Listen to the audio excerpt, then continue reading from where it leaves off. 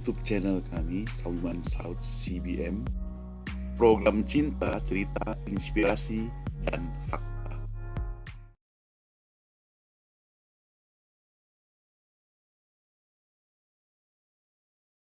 Selamat pagi saudara sekalian dikasih Tuhan. Kita berjumpa kembali dalam minggu ini. Kita akan beribadah bersama-sama. Mari kita mempersiapkan diri kita.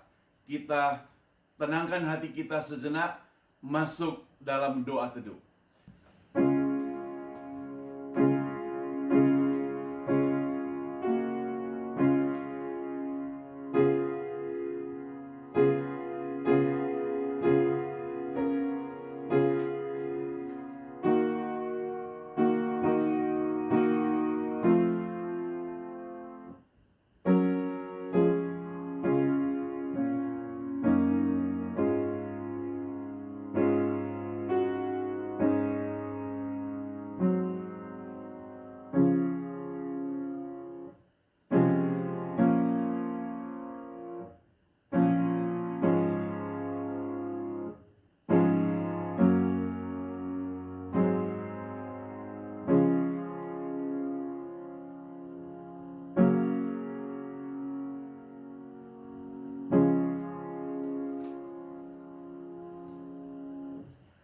Dengarkan firman Tuhan. Bersorak-soraklah bagi Tuhan, hai seluruh bumi. Beribadalah kepada Tuhan dengan sukacita. Datanglah ke hadapannya dengan sorak-sorai. Ketahuilah bahwa Tuhanlah Allah, Dialah yang menjadikan kita dan punya Dialah kita, umatnya dan kawanan domba gembalanya. Masuklah melalui pintu gerbangnya dengan nyanyian syukur, ke dalam pelatarannya dengan puji-pujian. Bersyukurlah kepadanya dan pujilah namanya, sebab Tuhan itu baik, kasih setianya untuk selama-lamanya. Kebaktian pada hari ini kita alaskan di dalam nama Allah Bapa, Allah Anak, Allah Roh Kudus. Turunlah damai sejahtera atas kita sekalian. Amin. Mari kita bangkit berdiri. Kita akan memuji Tuhan. Tuhanku yang ajaib. Tuhanku yang ajaib, nomor 44.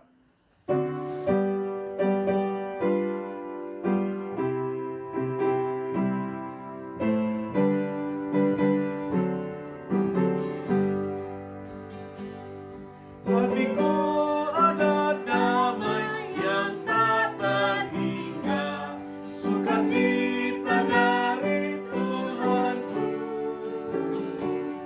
Ku serahkan hatiku dengan seutuhnya bagi Tuhanku yang ajaib.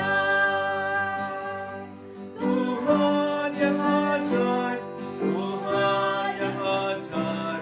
Malaikat di sorga memuji Engkau, Kau penebusku. Ku mau bersujud, Kaulah Tuhanku yang ajaib. Baik, kedua. Ku serahkan jiwaku untuk dikuasai-Mu, supaya ku jadi sempurna. Kehendak Tuhanku yang jadi atasku, Kaulah Tuhanku yang ajaib. Tuhan yang ajaib, Tuhan yang ajaib. Malaikat di sorga memuji Engkau, Kau penebusku. Ku mau bersujud, Kaulah Tuhanku yang ajaib. Ku serahkan talentaku di hadapan-Mu, supaya memperkenankan-Mu. Seluruh milikku ku serahkan padamu, bagi Tuhanku yang ajaib. Tuhan yang ajaib, Tuhan yang ajaib. Malaikat di sorga memuji Engkau, Kau penebusku. Ku mau bersujud, Kaulah Tuhanku yang Kaulah yang terindah dari semuanya. Kaulah firman yang maha kuasa. Selamanya Kau ya patut dimuliakan. Kaulah Tuhanku yang ajaib. Tuhan yang ajaib, Tuhan yang ajaib. Malaikat di sorga memuji Engkau. Kau penebusku, ku mau bersuci. Kaulah Tuhanku yang ajaib. Mari kita berdoa. Kami datang ke hadapan-Mu ya Tuhan. Kami bersyukur kalau hari ini kami masih boleh berdiri memuji Tuhan, memuliakan nama Tuhan. Oh Tuhan, di luar sana dunia penuh dengan kekacauan, baik pandemik yang masih belum selesai, ditambah lagi kerusuhan di sana sini di Amerika ini Tuhan, termasuk di San Francisco. Tuhan, kami merasa ngeri secara manusia, merasa takut. Tetapi kami hanya berserah kepadamu Tuhan. Dan kami bersyukur kalau hari ini kami boleh berkumpul bersama-sama walaupun di rumah masing-masing. Kami boleh tetap beribadah kepadamu Tuhan. Tuhan, pakai hamba-Mu yang akan menyampaikan firman Tuhan. Pakai juga kami akan memimpin pemain musik dan seluruh yang terlibat dalam acara kebaktian ini. Biarlah Tuhan tolong semuanya. Tuhan yang memimpin acara ini supaya boleh berjalan dengan baik dan lancar. Kepada seluruh jemaat Tuhan, baik yang di San Francisco ataupun di mana saja mereka berada Tuhan, yang sedang mengikuti kebaktian ini Tuhan. Oh Tuhan, persiapkan mereka supaya kebaktian pada hari ini Tuhan sungguh-sungguh boleh menjadi berkat bagi mereka, boleh menjadi kekuatan penghiburan, serta mendorong mereka lebih semangat lagi untuk melayani Tuhan dan mencintai Tuhan. Hanya di dalam nama Tuhan Yesus, Juru Selamat kami yang hidup, kami berdoa. Amin. Hormat diberi bagi Bapa, Anak, dan Roh Kudus, dari mula sampai sekarang dan seterusnya, termulia. Amin. Amin. Dipersilakan duduk kembali saudara sekalian.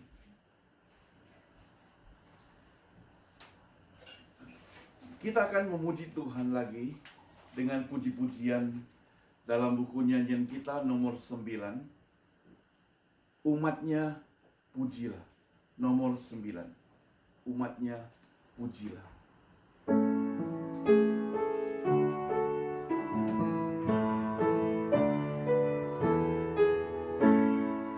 Umatnya pujilah, haleluya, amin. Pada Kristus Raja, haleluya, amin. Bersama bernyanyi di depan tata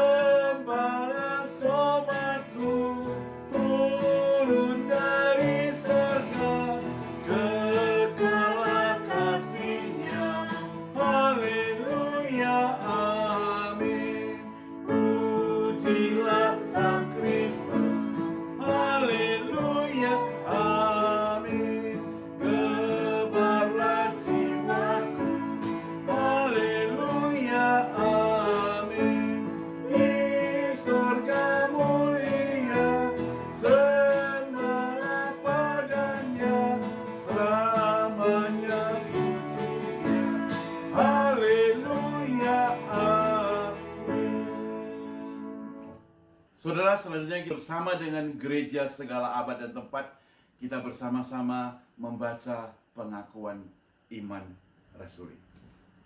Pengakuan iman rasuli. Aku percaya kepada Allah, Bapa yang Maha Kuasa, Khalik langit dan bumi, dan kepada Yesus Kristus, anaknya yang tunggal, Tuhan kita, yang dikandung daripada Roh Kudus, lahir dari anak darah Maria, yang menderita sengsara di bawah pemerintahan Pontius Pilatus, disalibkan mati dan dikuburkan, turun ke dalam kerajaan maut. Pada hari yang ketiga, bangkit pula dari antara orang mati, naik ke surga, duduk di sebelah kanan Allah, Bapa yang Maha Kuasa, dan dari sana ia akan datang untuk menghakimi orang yang hidup dan yang mati. Aku percaya pada Roh Kudus, gereja yang kudus dan am, persekutuan orang kudus, pengampunan dosa, kebangkitan tubuh, dan hidup yang kekal. Amin. Saudara sekalian, kita akan masuk dalam doa syafaat. Mari kita semuanya ambil sikap berdoa. Kami bersyukur kepadamu Tuhan, pada hari ini kami boleh beribadah bersama-sama. Sekali lagi kami mengucap syukur untuk kesehatan yang Tuhan berikan pada kami, untuk pekerjaan yang Tuhan berikan pada setiap kami. Kami bersyukur kepadamu Tuhan. Tuhan, sekali lagi untuk kesempatan boleh beribadah hari ini, kami tetap bersyukur kepadamu. Kami mau doakan untuk sekolah yang ada di gereja kami, Cornerstone Academy.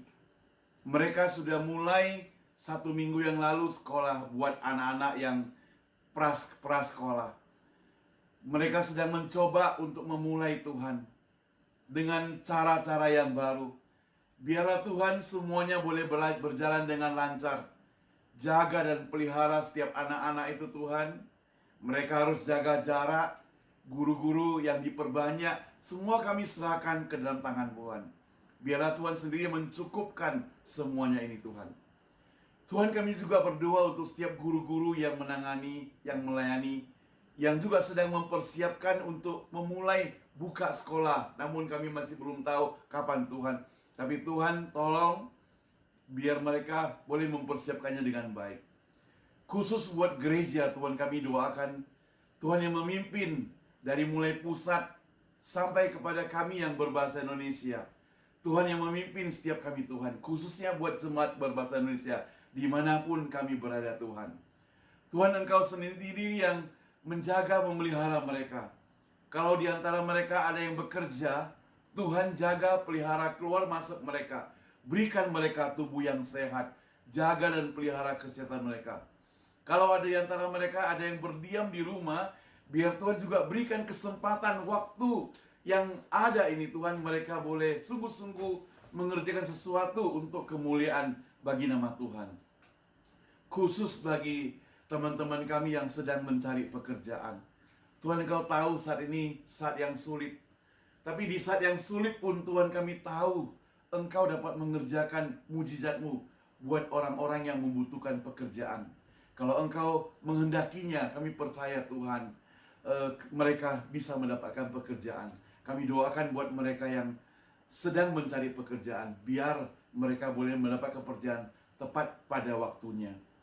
Bapa di surga, kami juga tidak lupa berdoa bagi negara ini Tuhan. Negara ini sedang menghadapi COVID-19 yang belum kunjung selesai. Sementara masih lockdown yang belum kunjung selesai juga. Di mana-mana Tuhan, kami mau doakan buat setiap anak-anak Tuhan, setiap orang-orang yang ada di negara ini Tuhan, agar mereka mulai disadarkan Tuhan untuk mengikuti peraturan-peraturan yang ada, sehingga sumber-sumber penyakit tidak terjangkit lagi melalui orang-orang yang biasanya melanggar peraturan ini. Jadikan mereka Tuhan mentaati peraturan. Demikian juga Tuhan, dalam 1 minggu terakhir ini Tuhan, di Amerika terjadi kerusuhan, di mana-mana terjadi protes, unjuk rasa, bahkan sudah menuju ke anarki. Di setiap downtown toko-toko dipecahkan, diambil barang-barangnya Tuhan. Kami merasa sedih. Kami merasa sangat terhenyuh Tuhan melihat kejadian seperti begini. Tidak mesti harus terjadi demikian Tuhan. Karena ada orang-orang yang sudah dipakai oleh iblis untuk mengambil barang-barang milik orang lain. Oh Tuhan, tolong mereka, sadarkan mereka Tuhan. Khusus kepada mereka yang mengalami kerugian Tuhan. Apa mereka alami kerugian, mereka bisa dapat kembali pada waktunya. Kami doakan juga Tuhan, khususnya mereka yang jadi korban di dalam kurusan ini. Kalau mereka tidak bersalah, biarlah Tuhan pulihkan mereka kembali. Kalau di antara mereka memang karena bersalah, oh Tuhan, hukumlah dengan seadil-adilnya. Kalau di antara mereka memang bersalah, oh Tuhan, Engkau nyatakan agar mereka boleh bertobat Tuhan, supaya hal-hal seperti begini tidak terulang lagi. Kami serahkan negara ini ke dalam tangan Tuhan. Kami serahkan presiden, segenap jabatan DPR, MPR yang ada di negeri ini, wali kota, gubernur, agar mereka boleh bekerja sama untuk menjaga keamanan Tuhan. Khusus buat Indonesia Tuhan, kami juga doakan buat Presiden Jokowi, apa yang sudah dicanangkan melalui menteri-menteri maupun staf-stafnya, agar bisa ditaati oleh setiap rakyat, setiap masyarakat. Mereka bukan hanya mengkritik saja Tuhan kepada pemerintah, tapi mereka ikut membantu. Kami sedih karena melihat ada banyak orang-orang yang tanda kutip hebat, tetapi mereka di televisi hanya pintar mengkritik, hanya pintar memprotes, hanya pintar menuduh dan sebagainya. Mereka tidak terlibat langsung untuk bersama-sama bekerja dengan presiden, tidak mendukung presiden untuk menyelesaikan persoalan ini. Kiranya mereka juga boleh bertobat Tuhan. Kami mau serahkan ini semua ke dalam tangan Tuhan. Kami juga doakan buat setiap kami Tuhan. Berkati setiap kami Tuhan. Pimpin kami Tuhan. Kami mau persiapkan hati kami mendengarkan firman Tuhan. Tuhan, ada banyak lagi doa-doa yang kami sampaikan, tapi kami terbatas dengan waktu. Biarlah kami doakan doa yang diajarkan oleh Tuhan Yesus untuk menyempurnakan doa yang kami doakan ini. Bapa kami yang di surga, dikuduslah namamu, datanglah kerajaanmu, jadilah kehendakmu di bumi seperti surga. Berikanlah kami pada hari ini makanan kami yang secukupnya, dan ampunilah kami kesalahan kami seperti kami juga ampuni orang yang bersalah pada kami. Dan janganlah bawa kami ke dalam pencobaan, tapi lepaskanlah kami dari yang jahat, karena Engkau punya kerajaan dan kuasa dan kemuliaan sampai selama-lamanya. Amin. Saudara, saatnya kita akan mendengarkan firman Tuhan. Mari kita menyanyikan puji-pujian nomor 235. Saatnya untuk mendengar firman Tuhan. Saatnya untuk berdiam diri, untuk belajar firman Tuhan.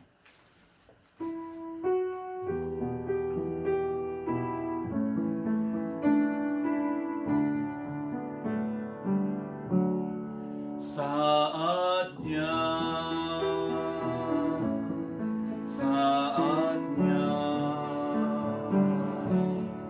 ia akan genapkan pada saatnya. Tunjukkanlah padaku, mengertikan hendakmu, ku mau taat padamu, Tuhanku. In His time, in His time, in His time, He makes all things beautiful. In His time, Lord, please show me every day as You're teaching me your way, that You do just what You say in Your heart.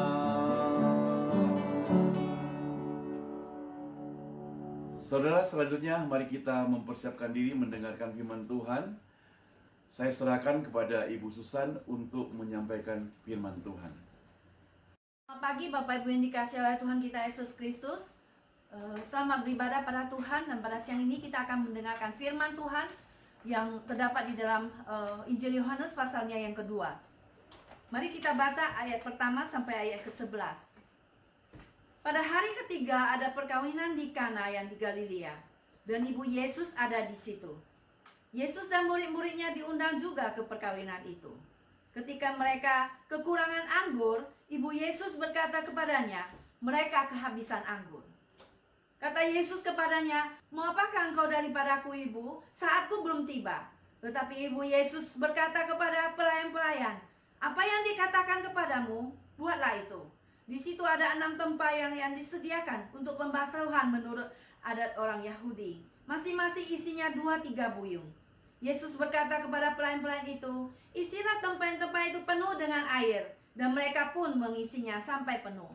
Lalu kata Yesus kepada mereka, sekarang cedoklah dan bawalah kepada pemimpin pesta. Lalu mereka pun membawanya. Setelah pemimpin pesta itu mengecap air yang telah menjadi anggur itu, dan dia tidak tahu dari mana datangnya. Tetapi pelayan-pelayan yang mencedok air itu mengetahuinya. Ia memanggil mempelai laki-laki dan berkata kepadanya, setiap orang menghindarkan anggur yang baik dahulu, dan sesudah orang puas minum, barulah yang kurang baik. Akan tetapi engkau menyimpan anggur yang baik sampai sekarang. Hal itu dibuat Yesus di Kana yang di Galilea sebagai yang pertama dari tanda-tandanya. Dan dengan itu ia telah menyatakan kemuliaannya, dan murid-muridnya percaya kepadanya. Demikianlah firman Tuhan. Mari kita masuk ke dalam doa.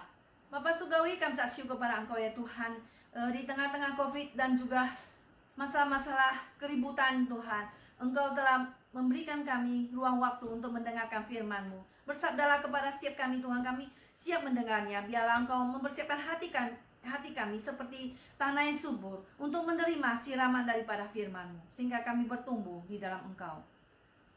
Terpuji nama Engkau Tuhan, dan biarlah Roh Kudus bekerja di tengah kami. Di dalam nama Tuhan Yesus kami berdoa. Amin.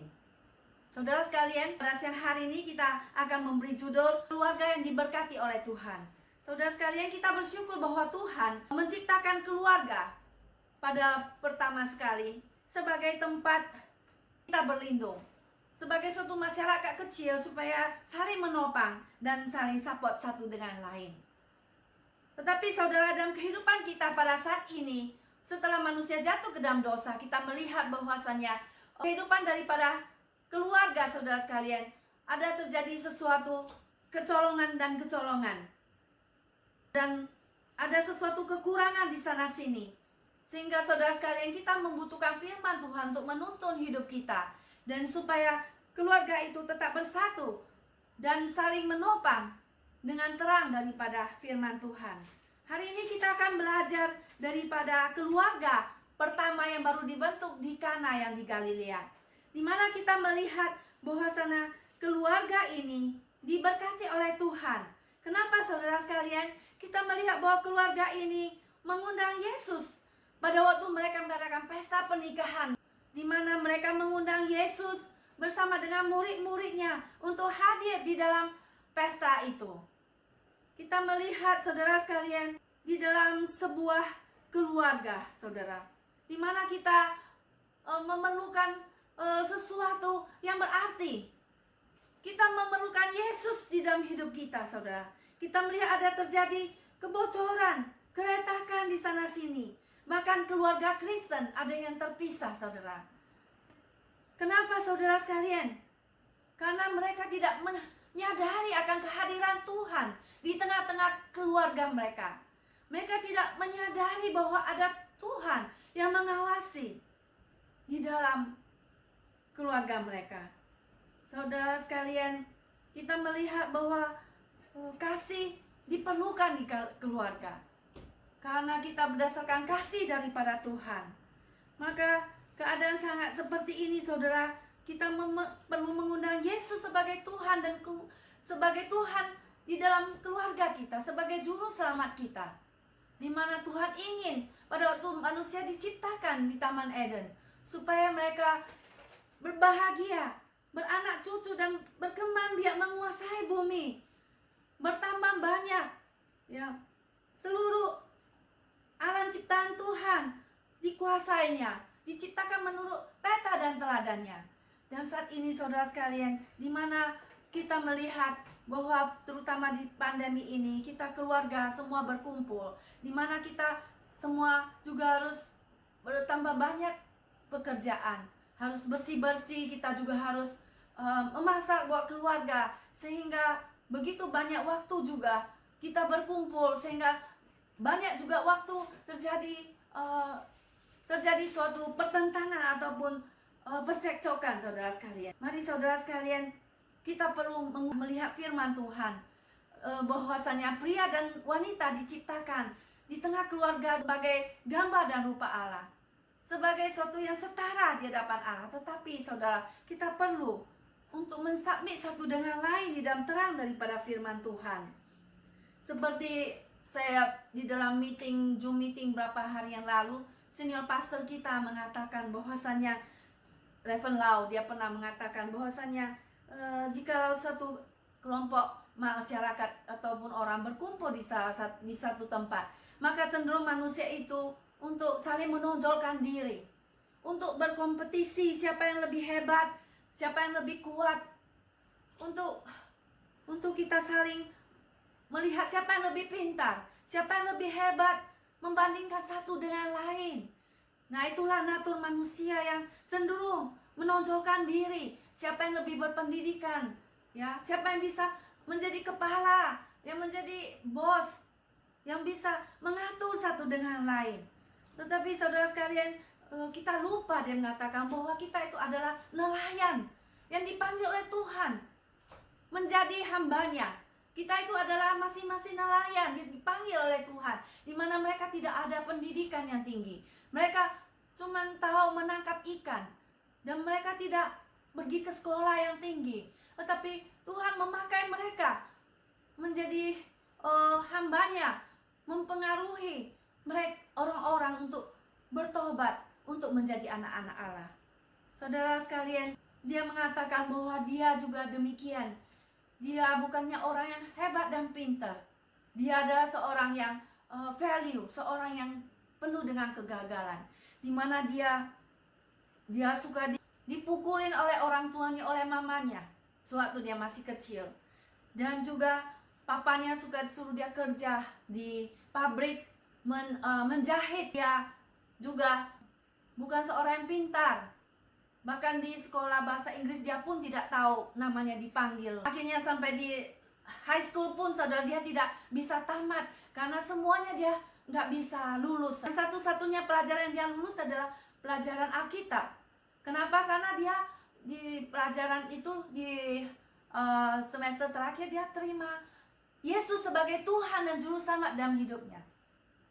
Sehingga saudara sekalian, dia diubahkan oleh Tuhan. Dia pergi ke sekolah teologi, ya, dia tidak ada ijazah, tetapi dia melamar semua sekolah teologi dan dia diterima oleh salah satu sekolah teologi dan dia pergi cepat-cepat dan bertekuk lutut. Dan sekarang, kenapa harus tunggu saudara? Kita terima Yesus. Kenapa saudara sekalian? Karena Yesus adalah Raja di atas segala raja dan Tuhan di atas segala Tuhan. Terdapat dalam Wahyu 19 ayat 16. Saudara sekalian, marilah kita menjadikan Yesus sebagai Tuhan dan Juru Selamat di dalam keluarga kita, menghormati Dia dan menuruti firman-Nya. Dan yang kedua, di mana kita melihat bahwa pada waktu mereka di dalam pesta itu, mereka kekurangan anggur. Maka ibu Yesus berkata pada Yesus, mereka kekurangan anggur. Dan kita melihat di dalam sebuah keluarga, di dalam pesta itu, ada sesuatu masalah yang timbul. Di mana pada zaman Yesus satu pesta diadakan 1 minggu panjangnya. Di mana makanan dipersiapkan untuk banyak tamu.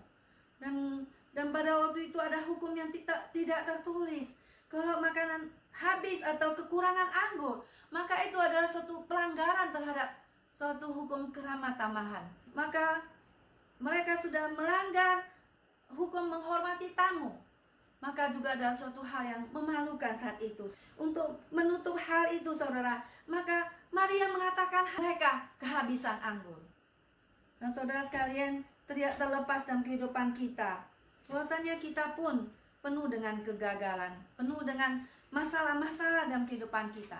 Tapi tidak ada satu masalah pun yang tidak bisa terselesaikan di tangan Tuhan. Semua ada jalan keluarnya, saudara sekalian.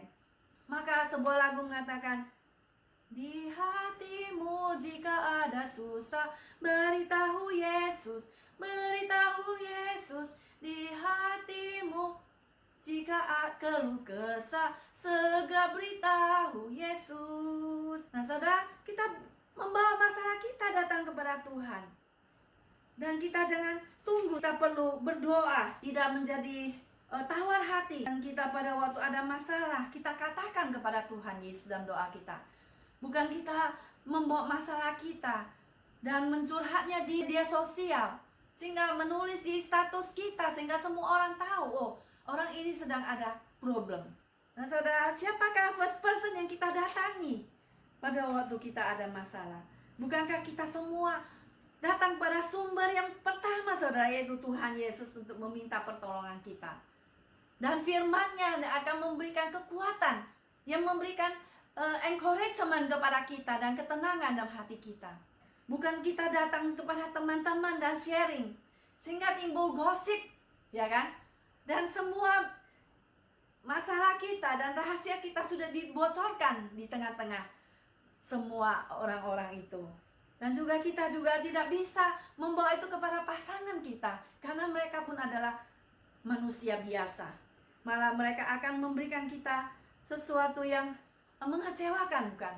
Mari satu-satunya hal yang paling aman, kita datang kepada Tuhan Yesus yang akan menolong kita, yang akan mendengar jawaban, mendengar doa kita segera pada saat kita memerlukannya dan memberikan solusi kepada kita. Dan yang ketiga, saudara sekalian, kita perlu menunggu waktunya Tuhan. Kita perlu menunggu waktunya Tuhan, ya. Kata Yesus kepada Maria, mau apakah engkau daripadaku, ibu? Saatku belum tiba, itu ayat 4. Nah, saudara sekalian, Maria kemungkinan tidak sedang meminta Yesus untuk melakukan mujizat. Dia hanya berharap anaknya akan membantunya mengatasi masalah itu. Tapi jawaban Yesus pada Maria adalah sulit untuk dimengerti. Mau apakah engkau daripadaku, ibu? Saatku belum tiba. Saudara, seharusnya Yesus langsung menolong, bukan? Tapi Yesus mengatakan saatku belum tiba. Ya, waktuku bukan waktumu, rencanaku bukan rencanamu. Demikian setinggi langit pikiranku daripada pikiranmu. Jalanku bukan jalanmu. Maka kita perlu menunggu waktunya Tuhan. Pada waktu kita meminta pada Tuhan, mungkin Tuhan tidak segera menjawab doa kita, tapi Tuhan ingin kita sabar. Sabar menunggu jawaban daripada Tuhan. Dan di mana 1 Tesalonika 5:17 mengatakan, tetaplah berdoa, terutama di dalam masa pandemi ini, saudara sekalian. Tentulah kita semua sudah tidak sabar, semua sudah bosan di dalam rumah, bukan? Kita berdoa Tuhan segerakan berlalukan COVID ini, tetapi kita menunggu untuk jawaban daripada Tuhan. Jikalau mungkin Tuhan, biarlah COVID ini segera berlalu, tapi Tuhan ingin suruh kita tunggu supaya masalah Tuhan tuntas dulu, supaya Tuhan ingin mengerjakan sesuatu kehendaknya dalam hidup kita. Apakah kita perlu bertanya pada Tuhan, Tuhan, apa yang akan saya belajar dari COVID ini? Apa yang inginkan saya berubah, Tuhan? Biarlah saya berubah sesuai dengan kehendak-Mu. Karena tidak ada masalah yang tidak terjadi sesuai dengan izin daripada Tuhan. Bahkan rambut kepala kita pun Tuhan sudah hitung.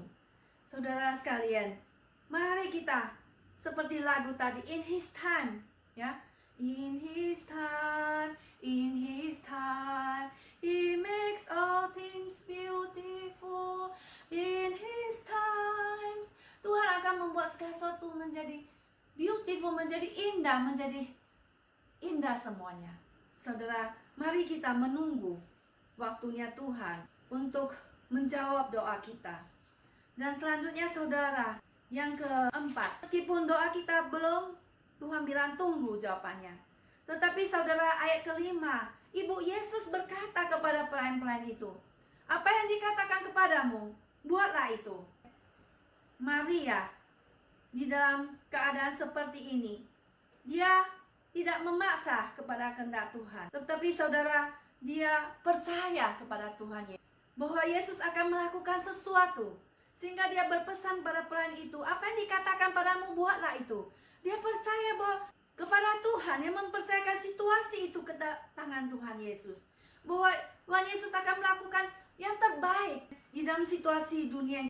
Apakah kita percaya kepada Tuhan bahwa tangan Tuhan yang sedang menopang kita, bahwa dia sedang memberkati kita, dia ada di belakang kita, di depan kita, dan tangannya di atas kita memberkati kita, dan Roh Kudus ada dalam hati kita, memimpin kita ke dalam seluruh kebenaran.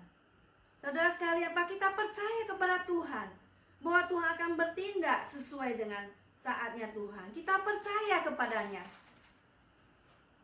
Segala sesuatu akan bekerja sama mendatangkan kebaikan bagi mereka yang mengasihinya, dan bagi mereka yang mengasihinya, dan bagi mereka yang terpanggil sesuai dengan rencananya. Roma 8 ayat 28. Saudara sekalian, ada seseorang yang bernama George Muller, di mana dia adalah seorang pendiri panti asuhan di Ashley Down, Bristol, di Inggris. Pada suatu pagi hari, segala sesuatu tampak suram bagi anak-anak di panti asuhan pada hari itu. Karena saudara, pada pagi hari ini mereka tidak ada makanan, tidak ada breakfast. Tetapi di meja-meja semua sudah tersedia piring-piring dan gelas-gelas, tetapi kosong. Dan bahkan di kas mereka sudah tidak ada uang, tidak ada makanan. Tetapi pada hari itu, pagi itu, mereka hadiran seorang tamu, seorang teman daripada George Muller. Dan dia pada waktu itu, George Muller berkata padanya, lihatlah, kita akan melihat apa yang akan dilakukan Bapa pada kita. Dan dia suka melihat mujizat yang Tuhan sediakan bagi dia. Dan dia berdoa pada Tuhan. Dan pada saat itu, diketok pintunya, dan mereka membuka pintu. Maka ada seorang datang membawakan roti-roti, disediakan bagi mereka. Karena orang ini berkata, kemarin malam jam 2 saya nggak bisa tidur. Saya terpikir panti asuhan ini nggak ada makanan, pastilah tidak ada makanan. Lalu saya keluar membakar roti ini untuk kalian. Dan dia memberikan roti itu kepada mereka untuk dimakan. Dan tak lama kemudian pintu kedua diketok lagi. Dan pada waktu mereka membuka pintu itu, dia melihat ada seorang membawakan susu buat anak-anak. Kenapa saudara sekalian? Karena pada waktu orang ini membawa susu untuk ditaruh di supermarket untuk dijual, maka dia punya kereta itu rusak. Dia punya ban terlepas. Dan karena dia mau memperbaiki kereta dorong itu, dan dia memberikan susu ini kepada panti asuhan ini. Nah saudara sekalian, maka mereka disediakan oleh Tuhan makanan ini. Karena George Muller, dia percaya kepada pemeliharaan Tuhan. Seorang yang hanya mengandalkan Tuhan dalam hidupnya.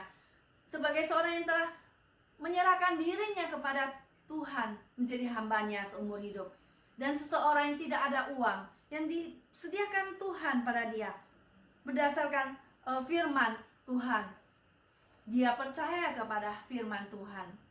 Dan disitulah Tuhan selalu menjawab doa dia. Saudara sekalian, apakah kita juga percaya kepada firman Tuhan? Apakah kita juga percaya kepada pemeliharaan Tuhan dalam hidup ini? Kita di dalam COVID pada saat ini, kita melihat banyak yang tidak ada pekerjaan.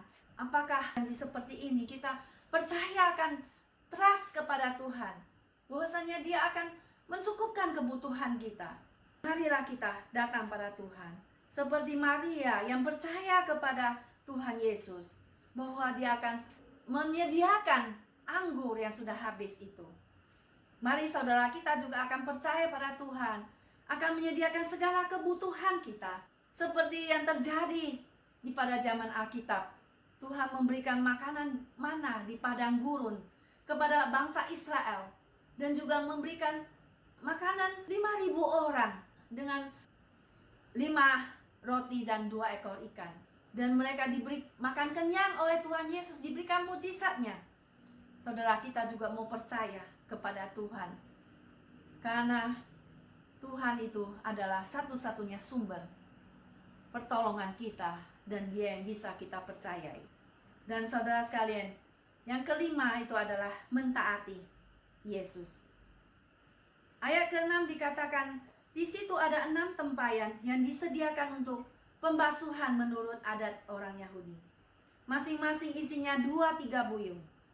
Yesus berkata kepada pelayan-pelayan itu, isilah tempayan-tempayan itu penuh dengan air, dan mereka pun mengisinya sampai penuh. Lalu kata Yesus kepada mereka, sekarang cedoklah dan bawalah kepada pemimpin pesta.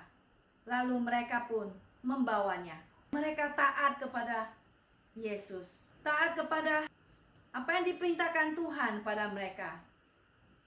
Karena saudara, Maria tahu bahwa Yesus bukan hanya anak laki-lakinya yang biasa, tapi Yesus adalah anak Allah.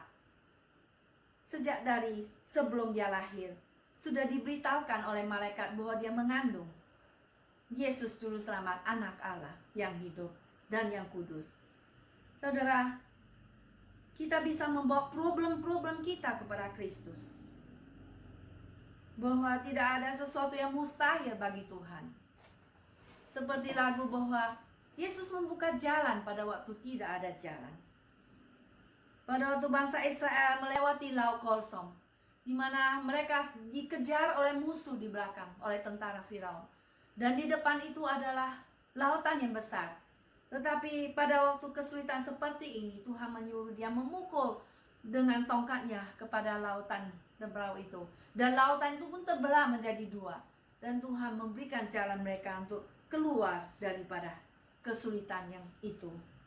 Saudara sekalian, mari kita memandang kepada Tuhan, membawa problem-problem kita pada Kristus, dan bagaimana seharusnya Tuhan take care kepada masalah kita.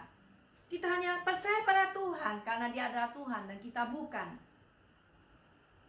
Kita adalah ciptaannya. Dan marilah kita mengizinkan Tuhan mengatasi masalah kita secara terbaik. Dengan caranya Tuhan. Di mana kita melihat pada waktu itu, di situasi pesta itu, di mana ada 6 tempayan yang pada waktu itu yang biasa dipakai oleh orang Yahudi untuk upacara pembasuhan tangan mereka. Hukum Yahudi, orang-orang menjadi bercelah atau menjadi najis secara simbolik dengan menyentuh barang-barang atau objek-objek dari kehidupan mereka setiap hari. Sebelum makan mereka harus mencurahkan air, mencuci tangan mereka untuk membersihkan diri mereka dari pengaruh-pengaruh buruk yang dihubungkan dengan apa yang mereka sentuh. Nah saudara sekalian, maka galon-galon itu, tempayan itu bisa mengisi 20 atau 30 galon air. Dalam keadaan seperti itu, Yesus menyuruh pelayan itu mengisi tempayan-tempayan itu penuh dengan air. Semua 6 tempayan yang ada di pesta diisi penuh dengan air. Apa jadinya saudara? Pelayan itu pun mentaati Yesus, diisi penuh sampai penuh air itu. Dan Yesus juga menyuruh pelayan itu menyedot air itu dan membawanya kepada pemimpin pesta. Lalu mereka pun mendengar perkataan Tuhan.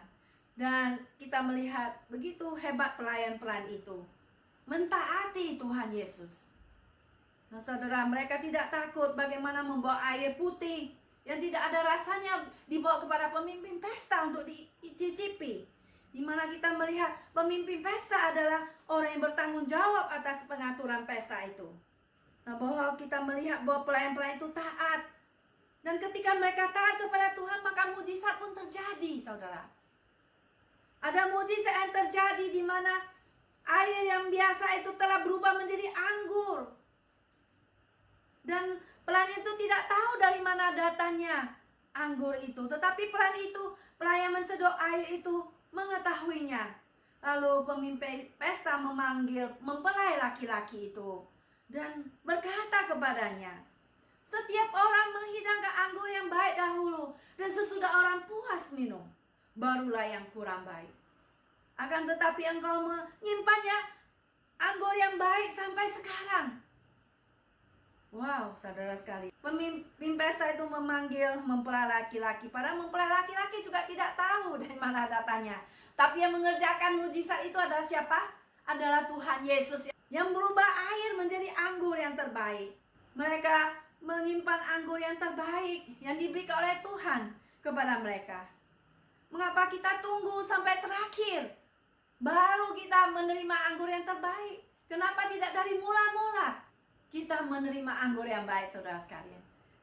Mari saudara sekalian, kita menerima Tuhan Yesus, kita mencicipi Tuhan, ya, menerima kasih karunia Tuhan sejak mula-mula, sejak kita masih muda. Jangan tunggu kita sudah tua kita baru terima Tuhan. Tapi sejak semula, saudara. Kenapa kita tidak dari dulunya, ya, dikatakan oleh pemimpin pesta itu? Mengapa kalian menyediakan anggur, ya, yang terbaik sampai sekarang, bukannya dari tadi? Seperti Musa di dalam Mazmur yang 90 mengatakan, Musa mengatakan, kenyangkanlah kami di waktu pagi dengan kasih setiamu, supaya kami bersorak-sorai dan bersuka cita semasa hari-hari kami. Kenapa kita tidak men-try Tuhan, mencoba Tuhan Yesus, yang ada satu-satunya Tuhan dan Juru Selamat kita di dunia ini, dan tidak ada lagi yang lain? Kenapa tunggu sampai terakhir, saudara? Mari saudara sekalian, kita menuruti, mentaati firman Tuhan. Seperti pelayan-pelayan ini, yang mentaati. Setelah kita mentaati Tuhan, maka Tuhan akan memberikan yang terbaik di dalam hidup kita. Tuhan akan memberikan mujizatnya dalam kehidupan kita. Dan saudara sekalian, kita membawa masalah kita pada Tuhan. Segala sakit penyakit, segala masalah kita, Tuhan akan berikan kekuatan. Tuhan akan bersama dengan kita menjalani masalah ini. Yang sakit penyakit, kita datang pada Tuhan. Tuhan akan jamah dan sembuhkan kalau kehendak Tuhan. Dan tidak pun Tuhan akan beri kekuatan. Dan Tuhan akan memberikan hidup yang kekal, hidup yang sama dengan Tuhan Yesus di surga. Tuhan berkata, aku datang memberikan hidup dan memberikannya dengan segala kelimpahan. Saudara sekalian, mari kita mengubah cara pandang kita. Mari kita mentaati Tuhan, sehingga Tuhan akan memberikan mujizatnya, mengubah air yang tadi tidak ada rasanya, mengubah kehidupan kita yang sia-sia menjadi berarti, mengubah kehidupan kita yang monoton, yang itu-itu saja, menjadi kehidupan yang berlimpah, yang ada artinya, yang manis. Mari saudara sekalian, kita taat kepada Tuhan dan kita menerima kasih karunia Tuhan, sehingga Tuhan akan memberikan anggur yang baik, anggur yang terbaik, mengubah kehidupan keluarga yang tidak manis menjadi manis, mengubah sesuatu yang pahit menjadi sesuatu yang manis. Kalau Tuhan memberkati dia pada saat ini, kalau Tuhan memberkati kita, itu adalah sesuatu anugerah Tuhan. Dan kita patut bersyukur kepada Tuhan karena kasih karunia Tuhan, bukan karena kepintaran kita, saudara sekalian. Maka saudara, kita perlu menjunjung tinggi nama Tuhan. Tanpa Tuhan kita tidak ada apa-apanya, saudara. Seperti sebuah patah mengatakan, we are nothing dan God is everything. Maka saudara, keluarga yang belum ada Tuhan, kita perlu mengundang Yesus sebagai Tuhan dan Juru Selamat kita. Karena di dalam nama Yesus Kristus akan bertekuk lutut segala yang ada di langit dan yang ada di atas bumi dan yang ada di bawah bumi, dan segala lidah akan mengaku Yesus Kristus adalah Tuhan di akhir zaman. Sebelum penghakiman itu tiba, waktu Yesus datang, semua akan berarti. Karena apa, saudara? Karena ada Tuhan Yesus di dalam keluarga kita. Karena ada Tuhan Yesus yang menjadi pedoman, menjadi petunjuk arah dan keluarga kita. Karena ada firman Tuhan yang diwahyukan oleh Tuhan, sehingga kita menjadi keluarga yang diberkati, menjadi pribadi-pribadi yang diberkati oleh Tuhan. Saudara sekalian, mari kita semua bersandar kepada Tuhan, bukan bersandar kepada diri sendiri. Karena diri sendiri, kekayaan itu hampa, karena itu adalah sesuatu yang tidak bisa membahagiakan kita, karena itu adalah materi mati adanya saja. Saudara sekalian, mari kita menjadi pribadi-pribadi yang mengundang Tuhan Yesus dalam kehidupan kita sebagai Tuhan dan Juru Selamat. Mari kita membawa masalah kita datang pada Tuhan, sehingga Tuhan akan mengubahnya menjadi sesuatu anggur yang manis. Tuhan akan memberi mujizatnya kepada kita, memberi kekuatan kepada kita untuk menjalani hidup ini, seperti yang dilakukan oleh Tuhan Yesus sebagai tandanya yang pertama terhadap keluarga, karena keluarga adalah sesuatu yang Tuhan berkati. Pada waktu penciptaan pertama diberkati oleh Tuhan, dan juga Tuhan memberkati, memberikan tandanya yang pertama itu juga terjadi di keluarga di Kana di Galilea, untuk menyatakan kemuliaannya, dan murid-muridnya percaya kepadanya. Demikianlah firman Tuhan pada siang hari ini. Semoga kita mendapatkan kasih, anugerah kasih karunia dari Tuhan, dan kita mendapatkan sukacita, mendapatkan anggur yang manis, yang baik di dalam hidup kita, di dalam keluarga kita. Amin. Mari kita masuk ke dalam doa. Bapa di dalam surga, kami ucapkan syukur pada Engkau ya Tuhan, bahwasannya Engkau tidak pernah meninggalkan kami. Engkau selalu menuntun kami di jalan-Mu yang benar. Seperti domba Tuhan, Engkau menuntun kami ke padang yang berumput hijau. Engkau menyediakan segala sesuatu bagi kami. Engkau memberkati keluarga kami, karena Engkaulah yang kami pandang Tuhan. Engkaulah yang kami taati Tuhan, dan kami tidak berbantah-bantahan satu dengan lain, karena Tuhan Engkaulah pelita dalam kehidupan kami, dan Engkau akan memberikan kami, menyediakan segala kebutuhan kami. Kita akan menyerahkan masalah-masalah kami ke dalam tangan Engkau, bahwa Tuhan akan membuka jalan bagi kami, dan Tuhan Engkau akan memberikan mujizat pada kami, dan kami pun mau mentaati Engkau, mentaati firman-Mu. Terima kasih Tuhan. Dengarlah doakan Bapa, Engkau akan mengubah air yang tawar menjadi anggur di dalam kehidupan kami. Terima kasih Tuhan. Hanya di dalam nama Tuhan Yesus Juru Selamat kami hidup, kami berdoa. Amin. Kita bersyukur telah mendengarkan firman Tuhan melalui Ibu Susan. Saatnya sekarang kita akan memberikan yang terbaik kepada Tuhan. Saudara, kita akan memberikan persembahan kepada Tuhan untuk mendukung pekerjaan Tuhan. Ada 3 cara, saudara. Yang pertama, saudara bisa masukkan dalam amplop, khususnya buat jemaat yang ada di gereja, masukkan dalam amplop, ya. Kemudian kita akan kumpulkan, nanti kita tentukan tanggalnya, kita akan kumpulkan, ya. Yang kedua, di bawah ini ada link website persembahan untuk mendukung pekerjaan Tuhan. Saudara bisa pakai di link website ini. Kemudian yang ketiga, ada barcode. Persembahan Anda dapat ditransfer melalui barcode Venmo yang ada di layar ini atas nama Samuel Saud yang akan disalurkan ke Gereja Cornerstone San Francisco. Terima kasih. Mari kita nyanyi nomor 162, Kasih yang Ajaib.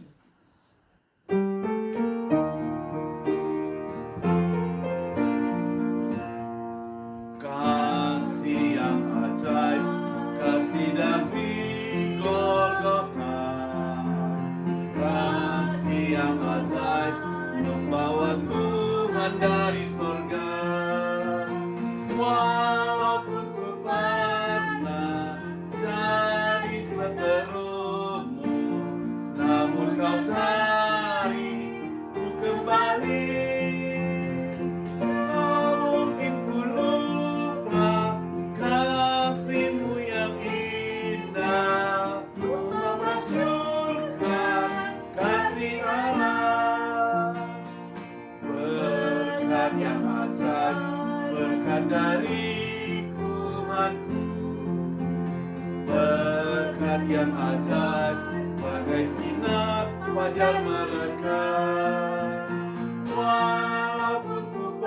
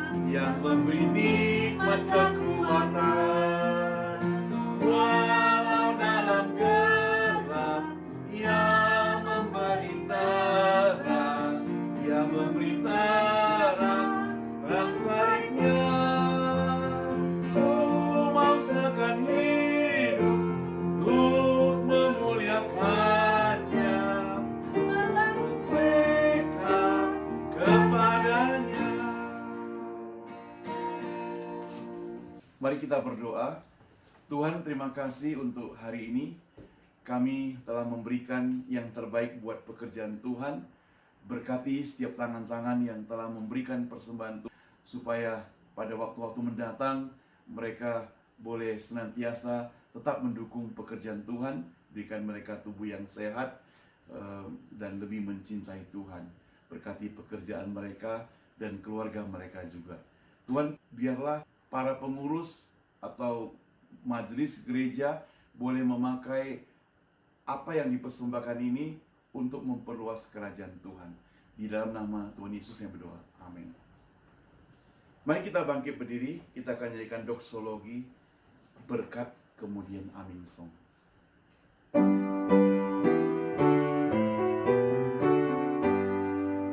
Puji Allah Bapa Putra, puji Allah Roh Kudus, ketiganya yang esa, pohon selamat sumber berkat. Amin.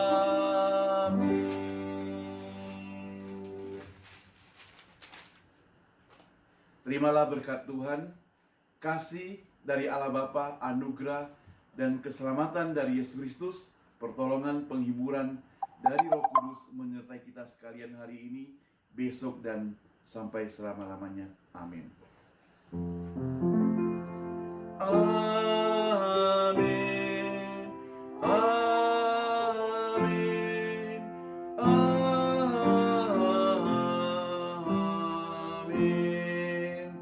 Amin. Kebaktian selesai, saat teduh.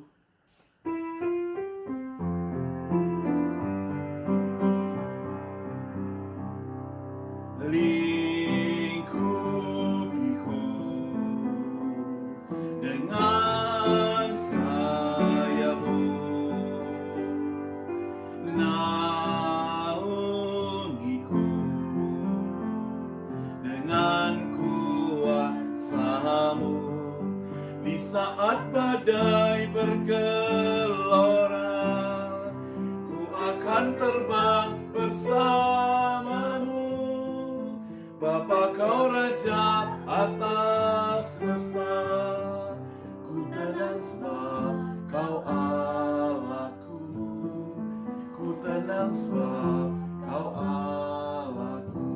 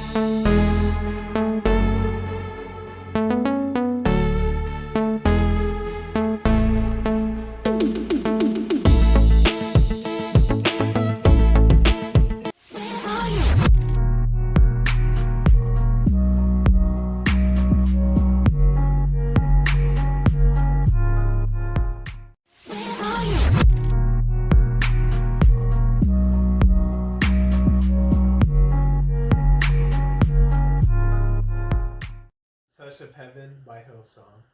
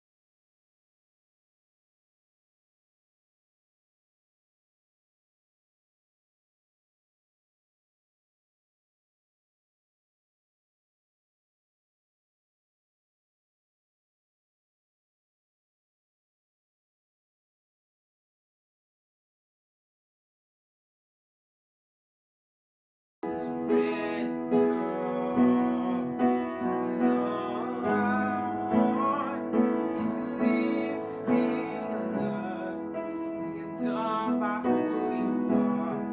My desire is to know you deeper, Lord. I will open up again for my fears into the wind. I get desperate for a touch of heaven. And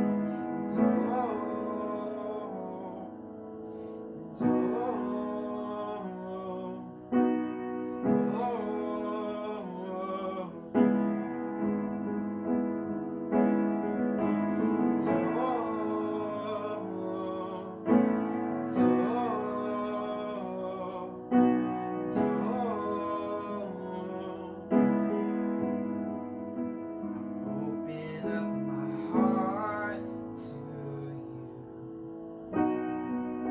I open up my heart to you now, to do what only you can.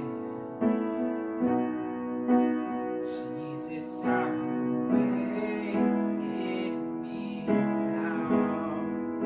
I open up my heart to you. Open up my heart to you now, to do what only you can.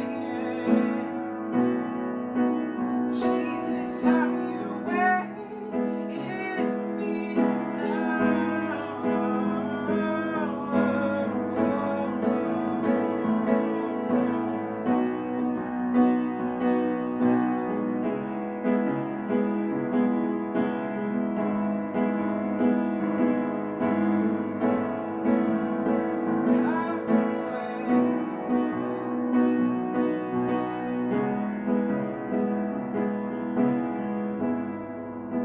So all I want is to live within your love, be undone by who you are. My desire is to know you deeper, Lord. I will open up again for my fears eternally. I am desperate for a touch of heaven.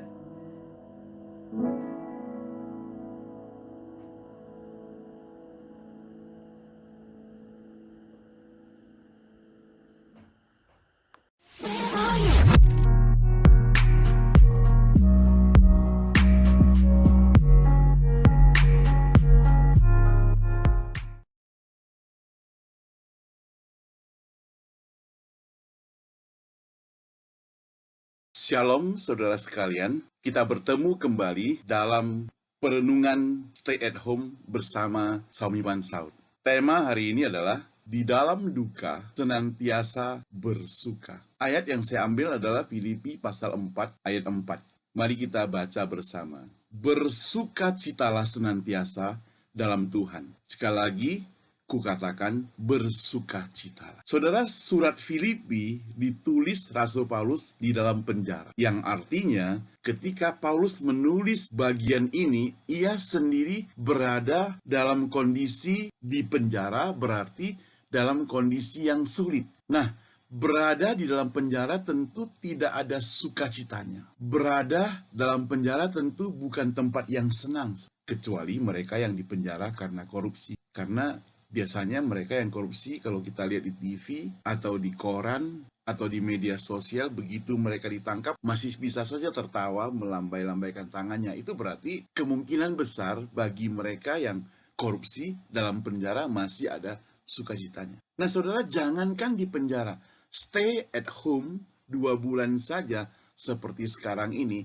orang-orang sudah merasa tidak betah. Dan ada orang berkata, kok serasa di penjara, padahal dia belum pernah dipenjarakan. Nah saudara, mengapa Paulus dapat menikmati sukacita walaupun ia berada dalam penjara? Apakah perasaannya sudah mati, sudah kebal, sudah mati rasa? Tidak juga, saudara. Paulus menikmati sukacita di dalam kondisi yang sulit ini karena di dalam hidupnya ada Kristus Yesus. Yesus yang telah memberinya pembaharuan diri supaya di dalam hidupnya boleh menjadi sukacita bagi orang lain, walaupun pengaruh di luar tidak mengizinkannya. Tetapi di dalam lebih kuat, saudara. Nah, apakah Paulus tidak pernah mengalami duka cita, saudara? Kalau kita perhatikan dalam 2 Korintus pasal 6 ayat 10, ini tulisan Rasul Paulus, sebagai orang yang berduka cita, namun senantiasa bersuka cita. Itu yang dikatakan oleh Paulus. Sebagai orang yang miskin, namun memperkaya orang banyak. Sebagai orang yang tak bermilik, sekalipun kami memiliki segala sesuatu. Nah, saudara, ketika saya ngobrol-ngobrol dengan teman-teman yang melayani di berbagai kota di Indonesia, ada banyak inspirasi yang boleh saya dapatkan. Yang pertama, ada saya mendengar mereka walaupun berada dalam rumah penuh dengan kesibukan pelayanan, selain berkhotbah, upload video, dan sebagainya, maka hampir setiap hari jemaat beramai-ramai tergerak mengadakan kegiatan sosial. Ada juga satu orang hamba Tuhan dalam kesibukannya, walaupun harus stay at home, tapi dia tugas pelayanannya harus mengunjungi dan memberikan pertolongan. Belum lagi ada jemaat biasa yang juga lakukan hal seperti demikian, bagi-bagi masker, itu dengan uang sendiri, bagi-bagi hand sanitizer, dan sebagainya. Ada satu orang teman jemaatnya itu secara bergantian memberikan persembahan untuk menyediakan nasi bungkus, masker, dan sembako yang dibagikan kepada masyarakat sekitar tanpa memandang siapa orang itu. Dan yang membagi itu bukan orang yang kaya-kaya begitu, tetapi di dalam segala kecukupannya dia masih bisa membagikan. Bahkan di dalam segala kekurangan dia masih bisa membagikan. Itu sebabnya maka Tuhan Yesus sangat menghargai, memuji seorang janda yang memberikan persembahan di dalam kekurangan. Bagaimana dengan saudara dan saya? Oh saudara, hari ini banyak anak Tuhan yang mungkin tanda kutip beberapa bulan ini mengalami sedikit kekurangan. Bukan hanya mengucap syukur saudara, mulutnya tidak ada syukur lagi, tapi mengklaim, menggerutu, boro-boro memberikan persembahan. Pertanyaannya saudara, bagaimana dengan Anda? Apakah Anda seperti orang yang saya sebutkan itu? Saya harap, hal ini menunjukkan bahwa di tengah-tengah kedukaan, mereka dapat menjadi sukacita bagi orang lain. Bukan. Saya harap tidak. Saudara, saya bersyukur di gereja kami, walaupun kecil jumlahnya, tapi kami komitmen, setiap kebaktian, kami tetap akan memberikan persembahan, walaupun kalau dia pakai cash, dia belum bisa menyampaikannya, tapi masing-masing berkomitmen simpan sendiri dulu. Dan kita berkomitmen pada Tuhan, nanti kalau sudah bertemu, kita bisa kumpul kembali. Nah, sebagai hamba Tuhan, saya tidak sungkan-sungkan mengumumkan hal ini karena apa yang mereka berikan bukan berikan kepada saya, tapi mereka berikannya kepada Tuhan. Itu berarti komitmen antara saya, antara jemaat pribadi dengan Tuhan. Nah, saudara yang saya kasih Tuhan, saya harap kita semua yang mendengarkan juga bisa seperti demikian. Jadi, di dalam kekurangan pun kita bisa mengucap syukur kepada Tuhan.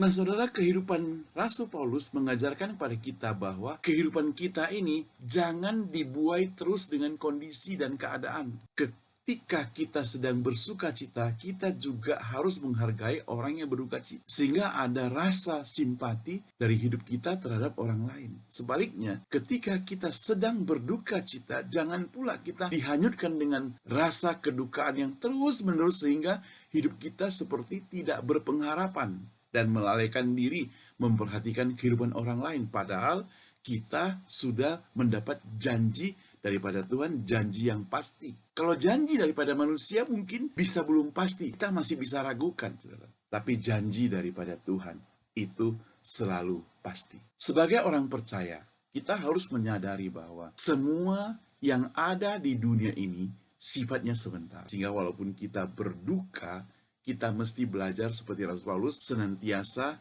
bersuka cita. Dan kita bisa membuat orang lain bersuka cita. Orang yang percaya pada Tuhan Yesus jangan menaruh pengharapan yang terlalu besar kepada manusia yang lain. Karena kita bakal kecewa. Saat keadaan begini, saudara, bila kita kesulitan, jangankan berharap bantuan orang lain, saudara. Jangankan kita mau meminjam sesuatu pada orang lain, saudara.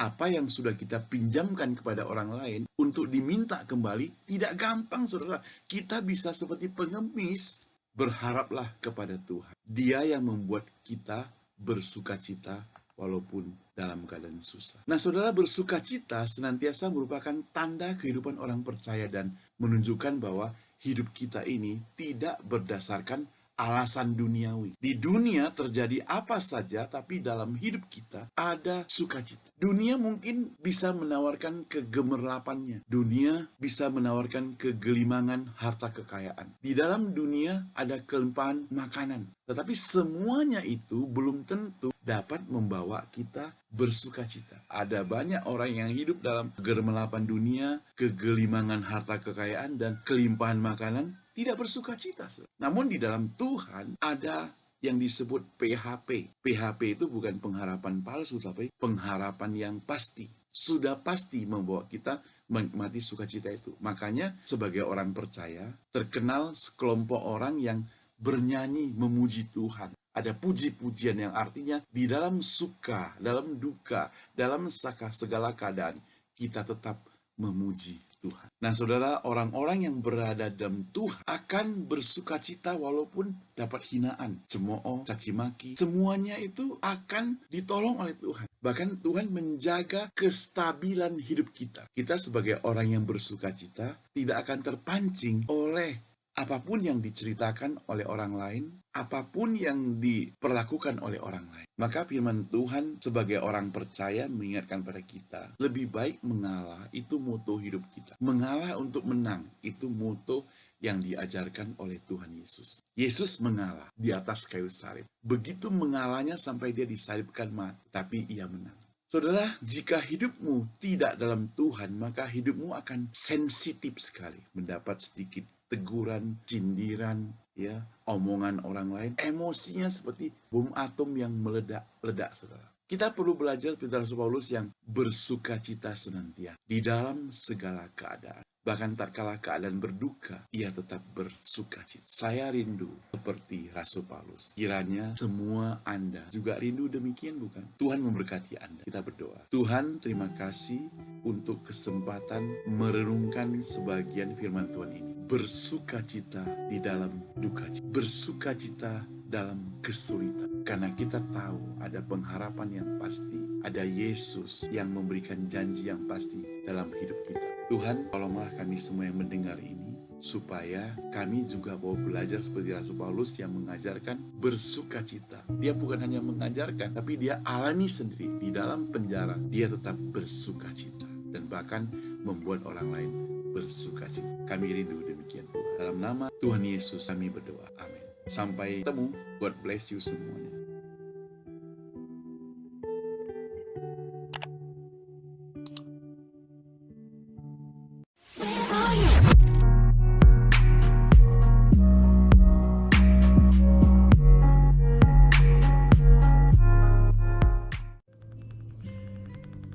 Nah, saudara, saya mengatakan kepada jemaat kami, jikalau engkau melayani Tuhan, apapun saja bidangnya, baik itu bidang dapur, bagian masak, bidang musik, bagian main musik, bidang melayani di baik itu sebagai penyambut tamu ataupun pengambil persembahan, kolektor, ataupun juga pemimpin pujian dan sebagainya, pemimpin Bible study dan sebagainya.